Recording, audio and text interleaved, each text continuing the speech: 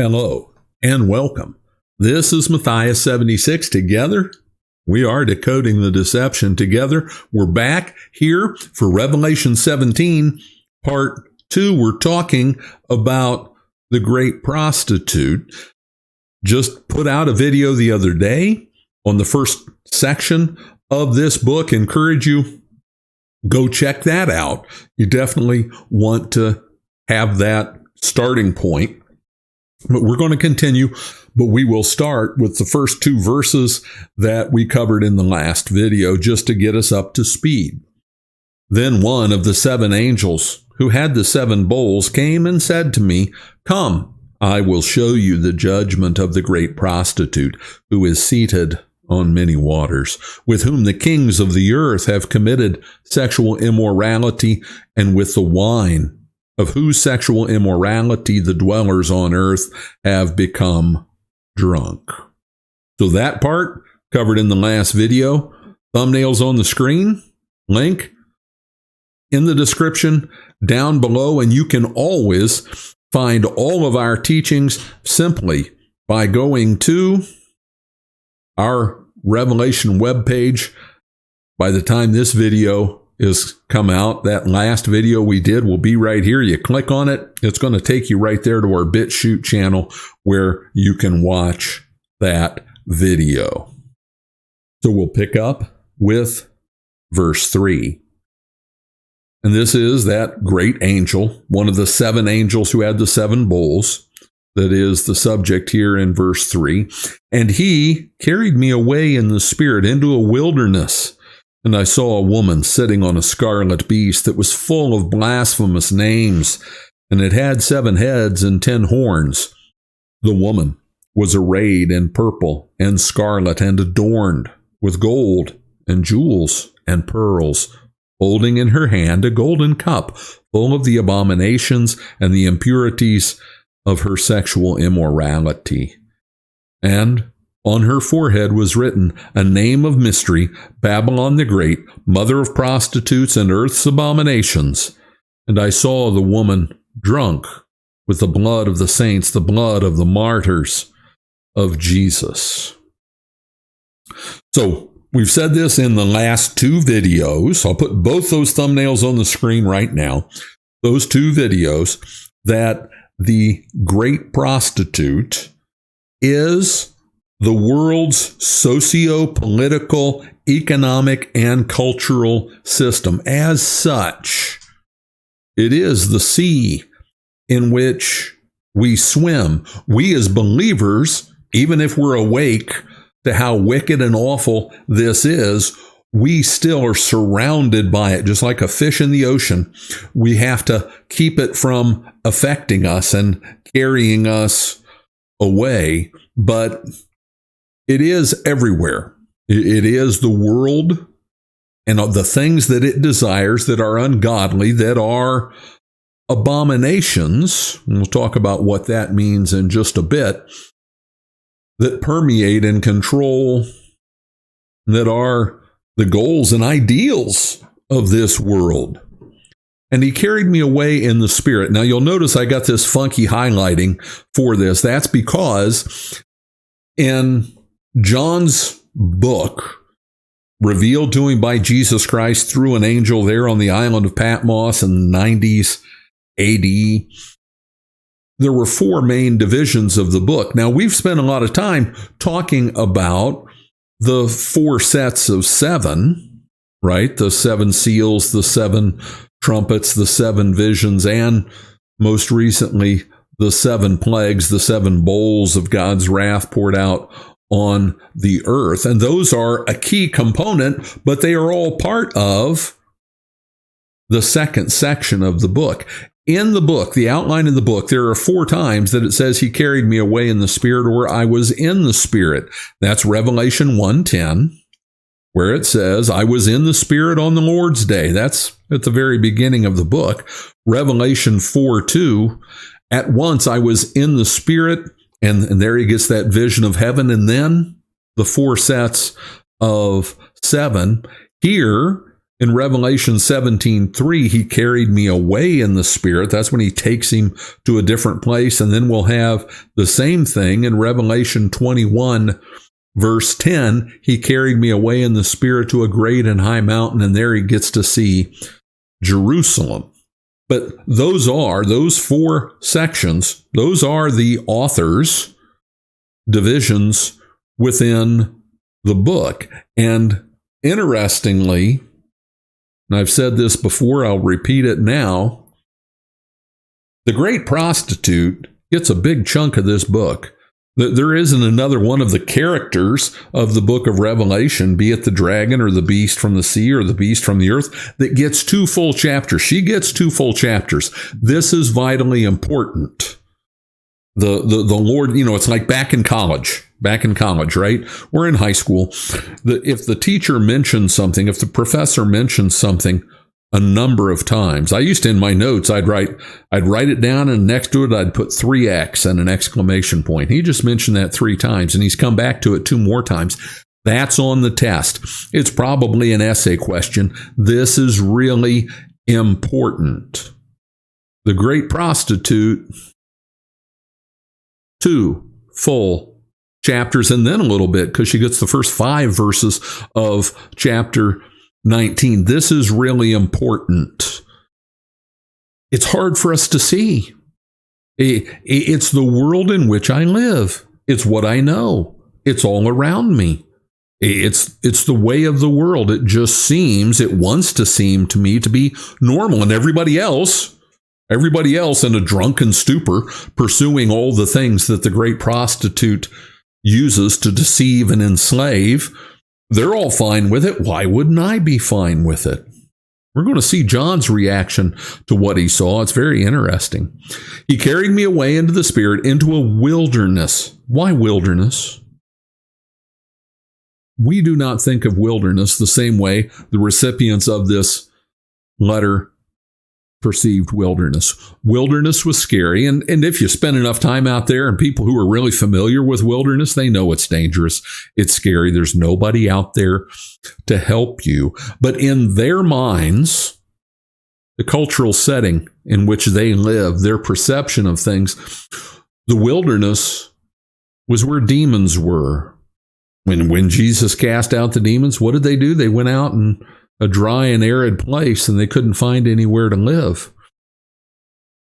Martin Luther, in his day, they believed that the deep, dark woods were inhabited by sprites and spirits and fairies and things, and what do we know? But anyway, that's their perception of what wilderness was. It is a place for evil. Carried me away into a wilderness, and there I saw a woman sitting on a scarlet beast full of blasphemous names, and it had 7 heads and 10 horns. Now we have here an excursus on the beast because they go together. She is she is riding on this scarlet beast. And we've seen this beast before. It is the beast from the sea. It is the beast from the sea with 7 heads and 10 horns. But here, for the first time, we're told that it is scarlet. Now, we have this thing that the beast from the sea shares characteristics with the dragon. 7 heads, 10 horns, 7 because it's trying to pretend to be God, the one who should be ruled, right? And Satan rules in this world through that beast from the sea that is secular civil power, governance, and it all serves him. If you want to know why politics are so corrupt, crooked, evil, sick, and twisted, you got your answer right there. The beast from the earth serves its master. And I'll say this, kind of a throw in, but you don't get to be there. You don't get to wear the suit and stand in front of the camera and be part of the assembly or the governance or whatever unless you're sold out to it. You don't get to be a power player. You don't get to get anywhere unless he owns you. And that is why our world and the politics are so messed up. But it's a scarlet beast. We've talked about the 7 heads, the 10 horns, just like Papa, just like the dragon. But it's scarlet, also like the dragon. Every little boy wants to grow up to be like his father. So the beast wants to be scarlet, red, like the red dragon from Revelation 12. And what? It was full of blasphemous names. Governance, government, following Hegel's example, Hegel's teaching that says, and it's the Hegelian dialectic through which they govern, control, manipulate, and deceive us today.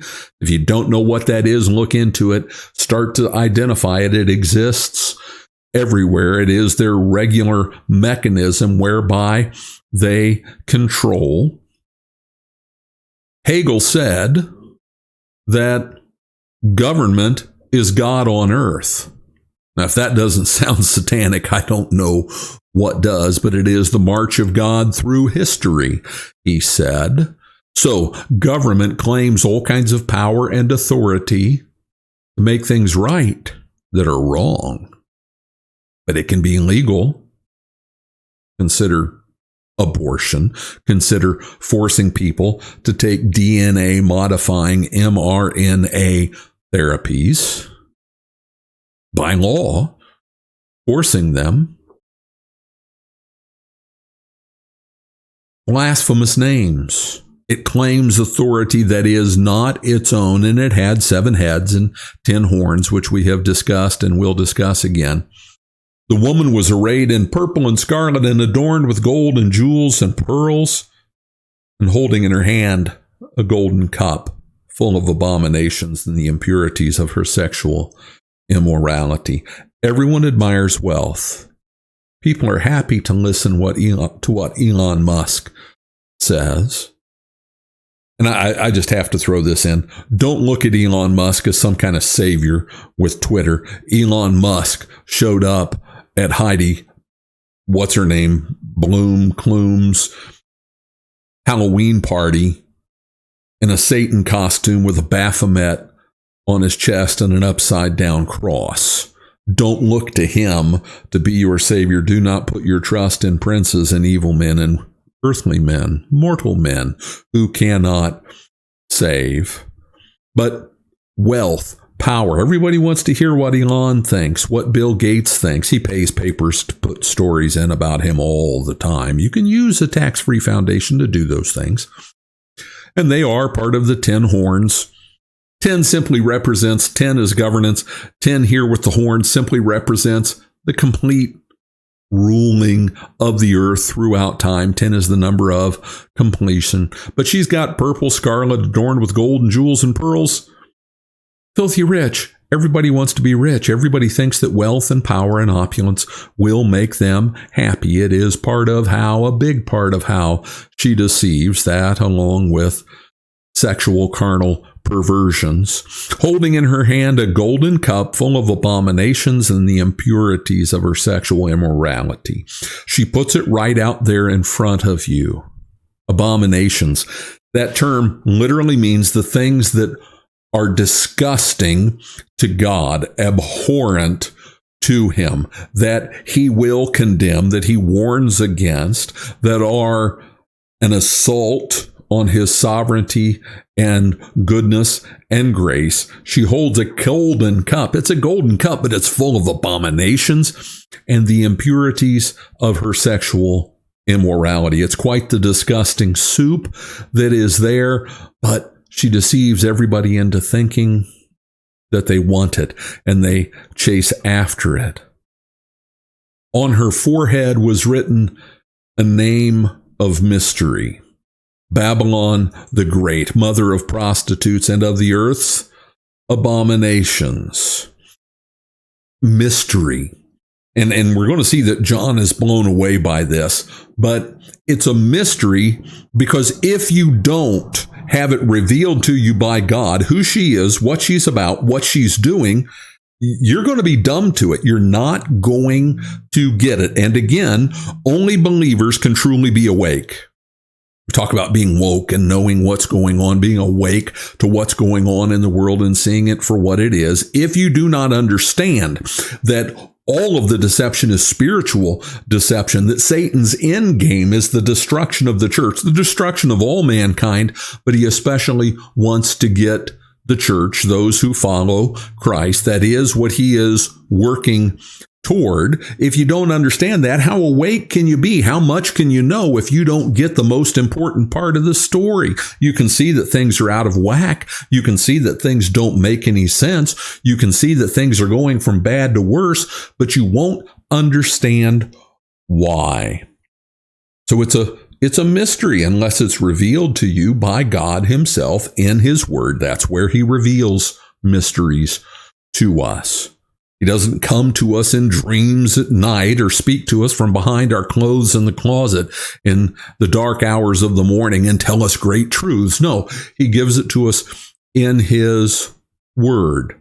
A name of mystery, Babylon the Great. Why Babylon the Great? Let's go to King Nebuchadnezzar. Let's go to King Nebuchadnezzar there in Daniel 4. Where he was walking and looking over that great and amazing city, one of the ancient wonders of the world, and said, "Is this not Babylon the Great that I have made?" Let's just go read it. And the king answered and said, "Is this not Babylon, which I have built by my mighty power as a royal residence and for the glory of my majesty?" That's why Babylon represents flaunting God's power and creation in his face, thinking that it's you who made things great. God says he raises up kings and brings them back down. He did it with Pharaoh, and he certainly did it with Nebuchadnezzar. But Babylon the Great, Babylon in the people's mind of this day, the letter that we're reading, they view Babylon as the representation of perversion, wickedness, and rebellion against God. Think of the Tower of what? The Tower of Babel. It's used regularly throughout the Old Testament as the seat, the center of all those things that are wicked. Mother of prostitutes and earth abominations. Now, also with that about Babylon, let's make sure to remember there's also Egypt thrown in there, and Rome and Sodom. But Babylon was the main one. And I saw the woman drunk with the blood of the saints and the blood of the martyrs of Jesus. If you are about the things and you hold the power, and you are about the things that hate God, that war against God, and to you, what are God's followers and believers going to be? They're going to be an assault. They're going to be calling you out for what you are, and so you hate them and you seek to destroy them and quiet them and shut them up and put them in prison and do away with them. And let's look at John's reaction, because it tells you so much. When I saw her, I marveled greatly, but the angel said to me, "Why do you marvel? I will tell you the mystery of the woman and of the beast with 7 heads and 10 horns that carries her." John was blown away. He just couldn't, he marveled. He was stunned. Why? Why? Because until God shows it to you, you don't see the world for what it is. You don't see how thoroughly wicked and destructive and rebellious and sinful it is. And John knew that. He was the only disciple left. The others had all been executed. He was the only one left, and he was exiled on an island where he couldn't preach to anyone anymore. But when he saw the socio-political economic system of the world for what it was, and even more what it would grow to become, he marveled. But the angel said, "I will tell you the mystery of the woman and of the beast with 7 heads and 10 horns that carries her. The beast that you saw was and is not and is about to rise from the bottomless pit and go to destruction, and the dwellers on earth whose names have not been written in the book of life from the foundation of the world will marvel to see the beast, because it was and is not and is to come." We'll stop there. This talks about the Rome that never died.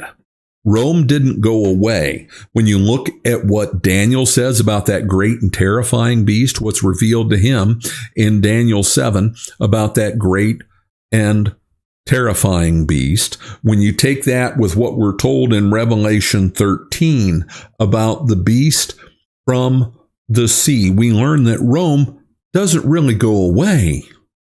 It had a mortal wound that seemed that it had died, but it came back. Here we're told the beast that you saw was and is not and is about to rise. Rome never went away. Rome came back from the dead in the Vatican, in Washington, D.C., and the city of London. All three of those are independent city states. Washington, D.C. is its own nation, according to law, according to its charter. So is the city of London, the 1 mile square block down in the middle of what we think of as London, that is the world's economic center, and the Vatican, the same thing. And when you look at those three and you see the architecture, and you see the architecture around the world, who were they emulating? Rome didn't die. Rome grew in power. It came back from the dead, and it holds power over all the earth. Look at the power between the United States, the Vatican, and Great Britain. The power that Rome has throughout the world. It's about to rise from the bottomless pit and go to destruction. It ends up being judged as all wicked things are. And the dwellers on the earth, they marvel. They marvel to see the beast. Everyone's impressed with power. Everyone's impressed with a show of might and wealth and opulence. Again, look at the architecture. This calls for a mind with wisdom. The 7 heads are 7 mountains on which the woman is seated. Rome is built on 7 mountains. There are 7 hills in Rome. There are also 7 kings, 5 of whom have fallen. 1 is, and the other is yet to come. When he does come, he must remain only for a while. Now, with the 7 hills and the 7 kings, all of this gets to be just dizzying, trying to keep track of it all. And I don't care which theologian / historian you want to listen to as to who would be the identities of these 7 kings, the 5 who have been, the 1 who is. Everyone's going to come up with a different list. The particulars of who is who, that's not what's important. That's why it's all just kind of thrown together here. The idea is it's a never-ending sea of change, but the end result is all the same, and they all worship the same one. They all serve the same master. And when he does come, that final one, the one who is yet to come, and he is yet to come, that is when the one who is the Antichrist, which is currently the papacy in Rome, holds that office of the Antichrist, but it's more than ready to give way. And I'll put the thumbnail to the videos on that on the screen right now. There are 3 of them. The links will be down below. It is more than ready to give way to the final one who is to come, when all these things, religion and governance, will all come together. The other has yet to come, and when he does, he must remain only a little while. He's the last one, and then all things will end. As for the beast that was and is not, it is an 8th, but it belongs to the 7, and it goes to destruction. And that this all goes together, that it's hard to differentiate one from the other, the different empires that rise and fall and come and go, and the political intrigue within and amongst all of them. As for the beast that was and is not, it is an 8th, but it belongs to the 7, and it goes to destruction. It's all going to end the same way. And it's all, but the text is telling us it's really hard to keep track of who's who. Keep your eye on the big picture. And the 10 horns that you saw are the 10 kings who have not yet received royal power, but they are to receive authority as kings for 1 hour together with the beast. Many different rulers come throughout the world. And again, that number 10, don't try to identify the 10. That's not what it's saying. 10 represents completion, different rulers throughout the ages, and it's been thousands of years, right? They will come and they will go, but they're all serving the same thing. They're all going to come. They're all going to go. They'll have their power for their hour together with the beast. Why? Because they serve the beast. If you don't serve the beast, you don't get to be there. These are of one mind, and they hand over their power and their authority to the beast. Again, you don't get to be there. You don't get to hold that office. You don't get to have that power. You don't get to lead that corporation. And let's face it, all these guys who we think are self-made men, Gates, Bezos, Musk, it's all nonsense. They are creations. They were put there to serve and carry out a role. And they hand over their power and their authority to the beast. They have no choice. They were put there. They are but puppets, and they know it. They get to live like gods in this world, but they know whom they serve, and they dare not cross him. They will make war on the Lamb, and the Lamb will conquer them. For he is Lord of lords and King of kings, and those with him are called chosen and faithful. You're chosen and faithful. I am chosen and faithful because we are his. That term Lamb, most common title for Christ in the book of Revelation, 30 times out of 31, it's talking about Christ. The other one is the Lamb who speaks like a dragon, looks like a lamb, speaks like a dragon, the Antichrist. But they're going to make war on him. And just the matter of fact way in which this is said, the Lamb will conquer them, for he is Lord of lords and King of kings. You can't beat him. He's going to win. Jesus always wins. It is the theme of the book. And you notice how this is just thrown in here when things sound so dire about all these powers and principalities and rulers and the beast and the whole system and riding on the dragon. But Jesus wins. That's what it's saying. Just made a decision here. We're flying along. We're cranking through, but we're already at like 27 minutes on this video. So we're going to pause here. Thought I'd get this chapter done in two parts. It's going to be 3 because I don't want to just race through this stuff in the last section from verse 15 down to verse 18. So we'll be back with part 3 in just a few days. Thank you for watching. I pray that this ministry is a blessing to you. I encourage you, go down below, give us a thumbs up. It does make a difference. I invite you, pray for this ministry and what we do. Pray that God would continue to bless it, that we would be able to build people up in the Word, to give them insight and understanding so they are prepared to decode the deception. I encourage you, I invite you, you can go right here up at the top, click on financial support and support this ministry. There's also a link in the description down below. This is on our website. That link is right there on the top. Hey, if you haven't subscribed to this channel yet, I ask you why. Go ahead, go down below, hit that subscribe button. When you do, make sure and hit the notification bell so you're made aware when we put out a new video. And share this video with somebody else. Put it out on your social media feed. Send it to a friend, and I know you are because I see the growth happening.